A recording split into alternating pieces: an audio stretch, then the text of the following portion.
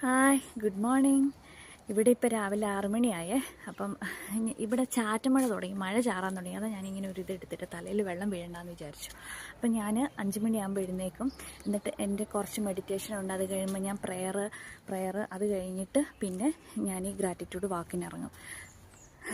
അടുത്ത വീട്ടിലെ അമ്മാമ്മ പുള്ളിക്കാരത്തി നടക്കാൻ ഇറങ്ങിയത്. അപ്പം എന്നാന്ന് പറഞ്ഞിട്ടുണ്ടെങ്കിൽ നമ്മൾക്ക് കിട്ടിയ അനുഗ്രഹങ്ങൾ നമ്മൾ എണ്ണി നമുക്ക് കിട്ടിയ അനുഗ്രഹം, നമ്മുടെ ജീവിതത്തിൽ ഉണ്ടായ അനുഗ്രഹങ്ങളും നമ്മുടെ ജീവിതത്തിലെ എല്ലാ കാര്യത്തിനും നമ്മൾ നന്ദി പറഞ്ഞ് നടക്കണം.